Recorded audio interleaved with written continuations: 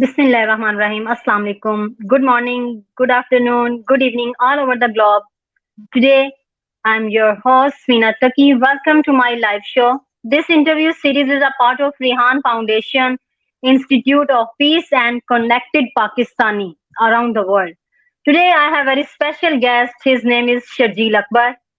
He is a CEO and founder of Pinstrips. He is a businessman, motivational speaker, trainer, and so on.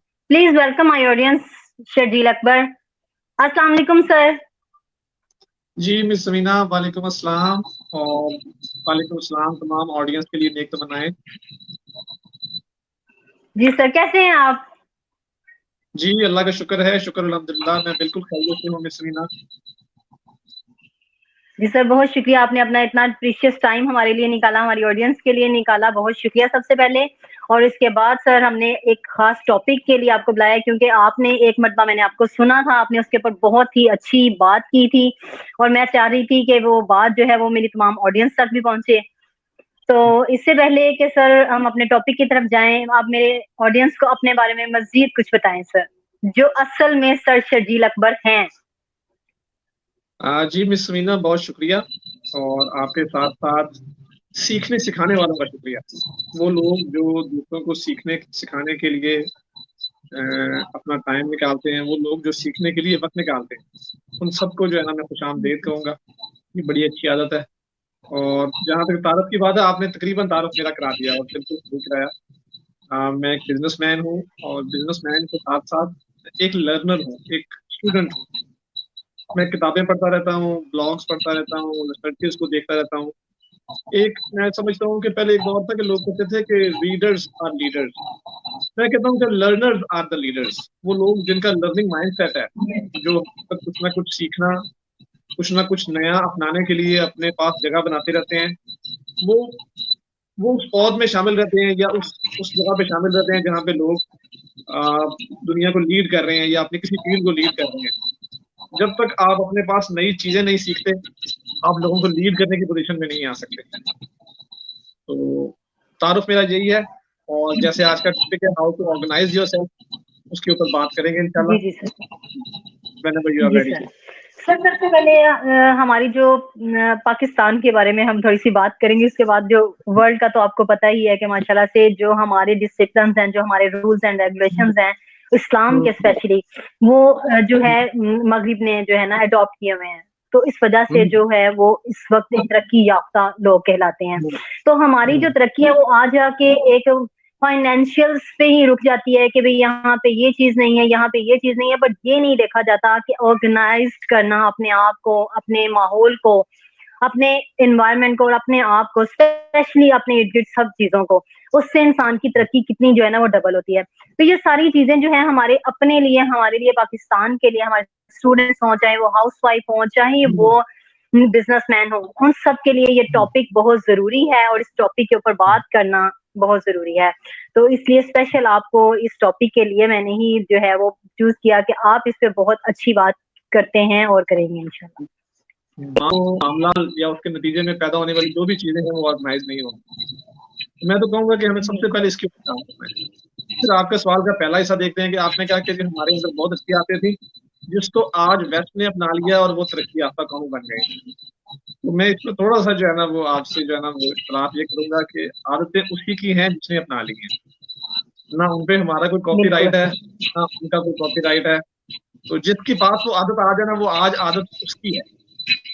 वो जो कहते हैं ना कि इल्म है वो मोमिन की गुमशुदा मिरास है, जहां से उसको मिले वो ले लेना चाहिए। अगर आज कोई अच्छी आदतें, तरक्की करने की चीजें, कोई एम्पैथी, कोई कंपैशन, कोई दर्द दिल, कोई चीज अगर हमें वेस्ट से मिले ना, तो बेधड़क ले लेनी चाहिए। ये तो हमें कहा गया कि हमारी गुमशुदा मिरास है, मोमिन का माल है ये। उसको अच्छी बात, अच्छा इल्म, अच्छी चीज, अच्छी आदत कहीं से मिल रही हो तो उसमें अपने और गैर और पराये और किसी मजहब, किसी फिरके का नाम नहीं लेने हम। हमें तो अच्छी आदत जहां से मिले आदत रख के ले लो। तो बस ये कहना चाहूंगा। तो शुरू आप हाउ टू ऑर्गेनाइज का जो आज का है ना, उसको मैं, मेरा स्टाइल आपको शायद पता हो और जो मेरे साथ या मेरी बातें सुनते हैं उनको पता है, मेरा स्टाइल है बुलेट स्टाइल। मैं जो भी चीजें समझाता हूँ मैं अपने लिसनर्स को कहूंगा कि वो लिख लें साथ में। और मैं पॉइंट बाय पॉइंट जो है ना उनको क्लियर करते जाता हूँ। कई पॉइंट्स हैं और उन सातों पॉइंट्स को हम बारी बारी डिस्कस करें। सबसे पहला आई पॉइंट जो है हैव ऑलरेडी ना, हाँ बिल्कुल ठीक है।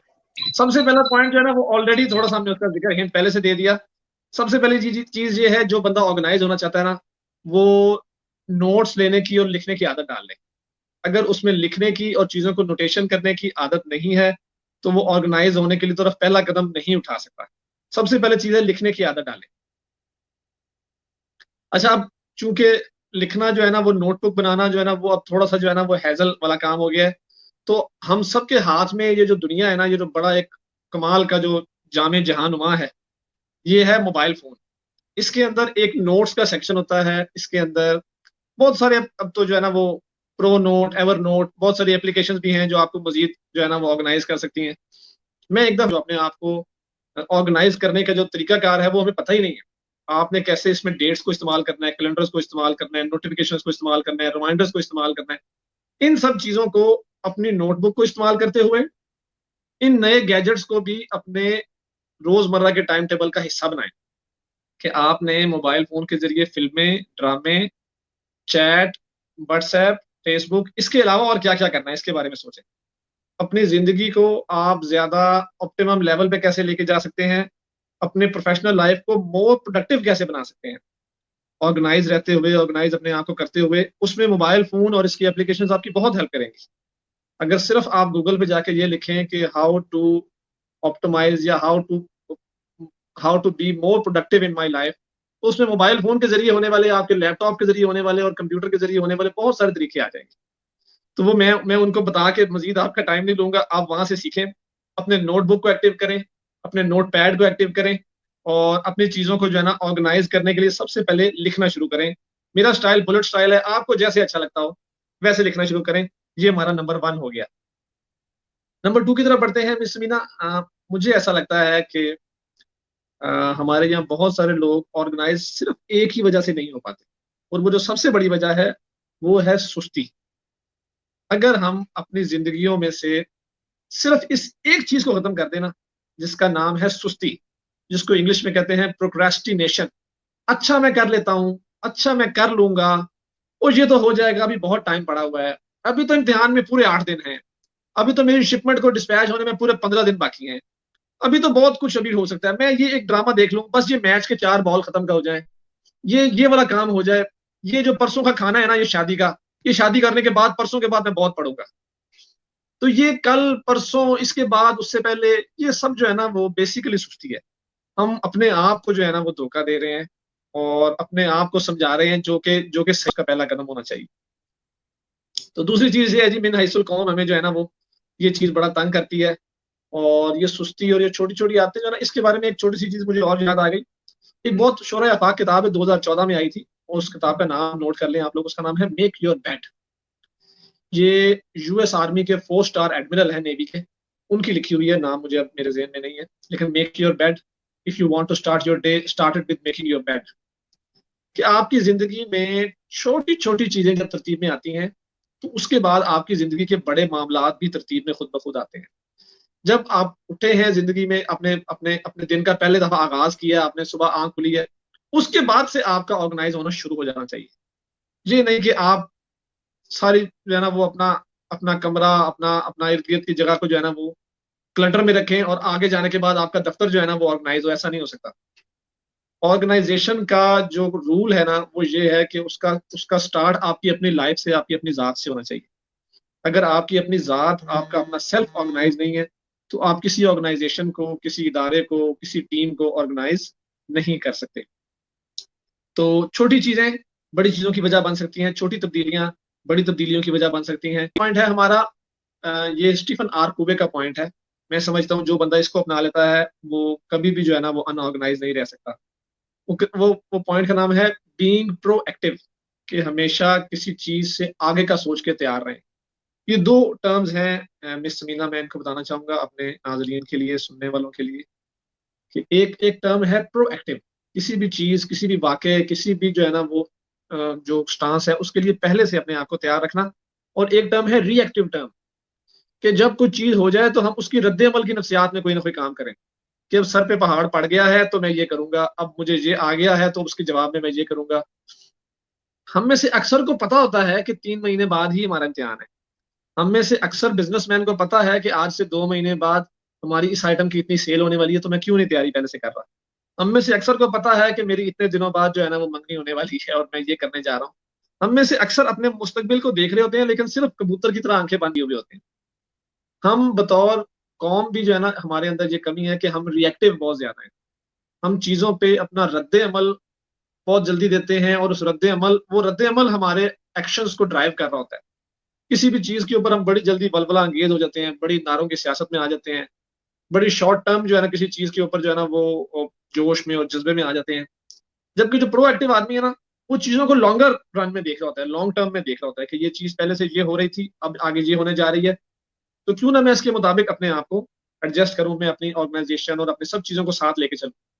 तो मेरे ख्याल से चीजों को पहले से प्री प्लान कर लेना, प्री एक्टिव होना, वो आपको अपने आप को ऑर्गेनाइज करने में तीसरा अहम फैक्टर मेरे नजदीक हो सकता है। ठीक है जी, 3 तक आपको समझ में आ गया जी। चौथा जो है ना हमारा, मिस रीना, बहुत लंबी तो नहीं बात हो गई, मुझे लगता है कि हमने बातें बहुत लंबी कर ली हैं। No no sir, carry on रहें, क्योंकि मैंने इसलिए म्यूट किया हुआ है ताकि कोई मिसअंडरस्टैंडिंग ना हो, आवाज का शोर ना आए और आप जो है ना वो अपने स्टेप्स क्लियर करें।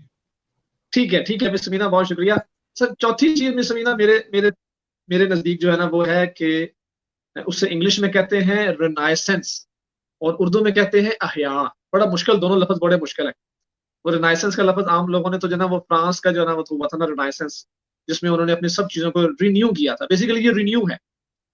तो गाहे बगाहे चीजों को, रिश्तों को, मामलात को, अपने इर्द गिर्द की चीजों को रिन्यू करते रहे कि आज मुझे ये टेबल जहां नहीं चाहिए, इसको यहां होना चाहिए। चीजें वहीं पड़ी रहती हैं, रिश्ते वहीं पड़े रहते हैं, मामलात ताल्लुकात सब चीजें वहीं पड़ी रहती हैं, उनको रिव्यू जरूर करें, और रिव्यू करने के बाद उनको रिन्यू जरूर करें। फ्रांस की जिंदगी में आज से 400 साल पहले इनकलाब जो है ना वो इसी से आया था, रोनाइसेंस से। अच्छा, जो रिश्तों को रिन्यू करना है ना, उसके बारे में मैं कहूंगा कि उनकी नई पहचान ड्राइव करते रहे साथ साथ ना। कुछ दोस्त ऐसे हैं जो वक्त के साथ साथ आपके लिए ज्यादा कीमती हो जाते हैं। कुछ रिश्तेदार ऐसे हैं जो वक्त के साथ साथ आपके लिए जो है ना वो नुकसानदेह हो रहे होते हैं, उनसे रिश्ते को थोड़ा मध्यम करना जरूरी होता है। तो ये काम साथ साथ करते रहें, इनको जो है ना वो दूर पे ना डालें, ये आपकी जिंदगी को ऑर्गेनाइज रखेगा। देखा, मुझे लगता है इंटरव्यू लंबा हो रहा है थोड़ा सा ना। उन्होंने बताया कि एक हकीम साहब थे और वो बड़े नेकदिल आदमी थे और निस्बतन मालदार भी थे, तो उनके पास एक साहब अपनी फरियाद लेके आए। जी सर, मैडम नेक्स्ट। पांचवा पॉइंट जो है ना, पांचवा पॉइंट ये है कि अपने आप को ऑर्गेनाइज करने का एक बहुत ही सादा फार्मूला है, पांचवा पॉइंट जो है। और वो पांचवा पॉइंट ये है कि अपनी जिंदगियों में सादगी लेके आए। जो बंदा जितना सादा अपनी जिंदगी को रखेगा, अपनी ऑर्गेनाइजेशन को रखेगा, अपने मामलात को रखेगा, अपने लेन देन को रखेगा, जितना लेस कॉम्प्लिकेटेड और लेस क्लटर्ड होगा, उतना ही उसकी जिंदगी ज्यादा ऑर्गेनाइज और ज्यादा आसान रहेगी। इसमें मैं एक छोटी सी मिसाल आपको देना चाहूंगा। जापानीज कल्चर कभी आप देखिएगा, जो जापानीज लोग हैं, कभी आप गूगल पे सर्च करें या यूट्यूब पे सर्च करें कि वो कैसे रहते हैं। और मैं अपने सुनने वाले सबको जो है ना ये सजेस्ट करूंगा कि वो आप छोटी सी वीडियोस उनके बारे में देखें कि उनका घर, सोना, जागना, उठना, पहनना, सब चीज बहुत ही सादा है। बल्कि पिछले कुछ अरसे में, हर हर हर कुछ साल, कुछ अरसे बाद ना आर्किटेक्चर की कुछ टर्म्स आती हैं। जैसे कभी मॉडर्निज्म आता है, फिर पोस्ट मॉडर्निज्म आता है। आजकल आर्किटेक्चर की एक टर्म चल रही है, उसे कहते हैं मिनिमलिज्म। मिनिमलिज्म का मतलब यह है कि आप बहुत कम या बहुत थोड़ी चीजों से ज्यादा इंपैक्ट कैसे क्रिएट कर सकते हैं। अगर आप एक कमरा डेकोरेट कर रहे हैं और उसमें बहुत थोड़ी सी जो है चीजों को ऐड करके बहुत खूबसूरती कैसे पैदा की जा सकती है, यही कमरा जो है ना ये आपकी जिंदगी है। आप अपनी जिंदगी में कम से कम लवाजमात लें, कम से कम जो है ना वो झगड़े, और कम से कम जो है ना वो चीजों को जो है ना अपने साथ जोड़ें, कम से कम जो है ना वो बोझ अपनी कमर पे ला दें, और उसके साथ ही जो है ना अपनी जिंदगी को अच्छा करें।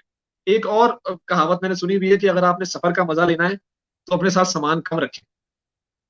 तो जिंदगी चूंकि हमारा सफर है, तो बहुत ज्यादा वजन अपने ऊपर ना ला दें, झगड़ों का और जो है ना वो ताल्लुकात का और जो है ना बहुत सारी चीजों का, गुस्सों का और जो है ना वो गिले शिकवों का वजन जो है ना अपने अपने जहन पे जो है ना वो ना ला दें। अपनी जिंदगी में सादगी लेके आए, और वो सादगी आपको ऑटोमेटिकली ऑर्गेनाइज होने में या अपनी जिंदगी को बिल्कुल ट्रैक पे रखने में, अपने अपने जो है ना बड़े गोल, अपने बड़े मकसद को अचीव करने में आपको बहुत मदद करेगी। बल्कि मेरे जहन में एक नाम नहीं आ रहा, ये एक टेक्निक है बाकायदा जापानीज के अंदर। वो अगर आप सर्च करें तो आपको जो है गूगल पे मिल जाएगी, जिसमें लोगों को किस तरह जिंदगी को सादगी से गुजारना है।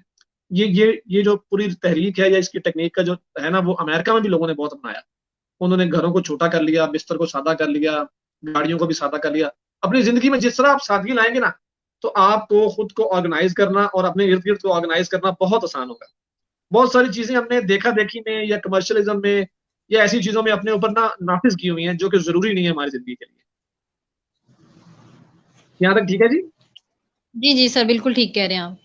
अच्छा जी, छठा पॉइंट जो मेरा सेकंड लास्ट पॉइंट है ना, वो ना सिर्फ ये कि आपको ऑर्गेनाइज होने में मदद करेगा, बल्कि वो आपको बहुत सारी और चीजों में मदद करेगा। तो छठा पॉइंट ये है कि आप दुनिया में तो रहें, लेकिन दुनिया के ना बने। अगर आपने दुनिया में कामयाबी हासिल करनी है तो इस बात को हमेशा याद रखें कि हमसे पहले बहुत लाइक फाइक लोग इस दुनिया में रहे हैं, और हमसे बाद आने वाले भी यकीनन हमसे ज्यादा समझदार और लाइक फाइक और बड़े हसीन और बड़े खूबसूरत और बड़े सब कुछ होंगे। तो इस बात को अपने जहन में रखें कि हम यहाँ पे आरजी कयाम में हैं। हम दुनिया की जो बहुत सारी जो गहमा गहमी है ना, उसके अंदर अपने आप को खोने ना दें, अपनी इफरादियत को बरकरार रखें। और ये चीजें आपको ऑर्गेनाइज करने में बड़ी हेल्प आउट करेंगी। जब आपको ये बात पता चल जाएगी ना कि जिस दफ्तर में मैं आज बैठा हूँ, मुझसे पहले कोई और बैठा था और चंद दिन बाद फिर कोई और बैठा होगा, तो आप चीजों को बड़ा नीट एंड क्लीन और ब्लैक एंड व्हाइट में रख के जाएंगे। बंदा जो है कोई मैनेज करके चलेगा, उसके अंदर जो है ना कोई ऐसा जो है ना वो कुछ झोल नहीं रखेगा हमेशा। तो ये जी हमारा छठा पॉइंट है। और सातवां और आखिरी पॉइंट जो है ना ऑर्गेनाइज रहने के लिए मैं आपको जो है ना वो अर्ज करना चाहूंगा, वो सातवां और आखिरी पॉइंट ये है कि हमेशा जो है ना टीम वर्क का इस्तेमाल करें। हम में से अक्सर लोग अच्छे टीम लीडर नहीं बन पाते और कभी कभी अच्छे टीम मेंबर्स भी नहीं बन पाते। अगर आपको अपनी जिंदगी को, अपने खानदान को, अपने बिजनेस को, अपनी स्टूडेंट लाइफ को ऑर्गेनाइज रखना है, तो मैं कहूंगा कि बीइंग अ टीम आपको काम करना चाहिए हमेशा। जैसे भी जो है ना, जैसे मैं अपनी ऑर्गेनाइजेशन सतह पे देखूं तो मुझे कभी कभी जो है ना बहुत सारे काम फ्रंट से करने पड़ते हैं, लीड करके या लीड बाय एग्जांपल के जरिए करने पड़ते हैं। एक अच्छा लीडर बन के दिखाना पड़ता है, और कभी कभी मुझे एक अच्छा टीम मेंबर बन के भी दिखाना पड़ता है। बहुत सारे ऐसे काम हैं जो लोग जो है ना वो अगर लीडर बन जाते हैं या टीम का हेड बन जाते हैं तो वो अपने कसरे शान समझते हैं। इस मामले में एक हमारे बड़े अच्छे जो है ना वो लिखारी है, उनका नाम है रॉबिन शर्मा, अमेरिकन राइटर है। अगर आप उनकी किताब पढ़ें, उस किताब का नाम है a leader with no title, a leader who have no title. तो उसमें उसमें उन्होंने बताया कि लीडर वही है जो जो सारे काम कर सकता है, जो बतौर लीडर भी जो है ना वो उतना ही कमाल है और बतौर टीम मेंबर भी उतना ही कमाल जो है ना काम करके दिखा रहा है। तो मैं कहूंगा कि हमें जो है ना ये सारे कामों को डेलीगेट करना, इसे जो जो हम टीम के जरूरत करते हैं ना काम, उसे कहते हैं डेलीगेशन। अगर आप डेलीगेशन नहीं सीख सकते तो आप ऑर्गेनाइजेशन नहीं चला सकते, क्योंकि मैं और आप दो हाथों, दो आंखों, दो कानों और एक दिमाग के साथ पैदा हुए। अगर आपके बिल्कुल साथ टीम, तो आपके पास एक दिमाग और 24 हाथ हैं, और बड़े काम जो है ना वो ज्यादा हाथों और पैरों के साथ हो सकते हैं। दो हाथों और दो पैरों के साथ जो है ना वो एक लिमिटेड या एक महदूद काम ही हो सकते हैं। बिल्कुल सर। मिस मीना, बस आज का जो है ना क्लास यही था जो मैंने आपको बताया। ये 7 चीजें मुझे ऐसा लगी कि ये हमारी जिंदगी में खुद को, अपने इर्द गिर्द को, अपने बिजनेस को ऑर्गेनाइज करने के काम आ सकती हैं। और सर अब जी लास्ट जी में मेरी ऑडियंस को मैसेज देना चाहें तो प्लीज दीजिए। जी, मैं सिर्फ इजहार तशक्कुर करना चाहूंगा कि आपने मुझे जो है ना इस काबिल समझा कि मैं अपनी चीजें आप लोगों के साथ शेयर करूं। और मैं जो है ना दोस्तों से ये कहना चाहूंगा कि जो हार्ड वर्क है वही कामयाबी की जो है ना पहली सीढ़ी है। हार्ड वर्क करें बिल्कुल। और नताइज का इंतजार करें सब्र के साथ। और अल्लाह पाक जो है ना वो सबके लिए जो है ना वो बेहतरी वाला मामला करता है। कई दफा हम जल्दबाजी में पड़ जाते हैं और नताइज को बहुत जल्दी जो है ना हासिल करना चाहते हैं। तो यही 2 बातें मैं कह के अपने जो है ना वो सेशन का इख्तिताम करना चाहूंगा। बहुत शुक्रिया, थैंक बहुत यू वेरी शुक्रिया, मच धन्यवाद। सर। बहुत शुक्रिया सर, अल्लाह हाफिज। अल्लाह हाफिज।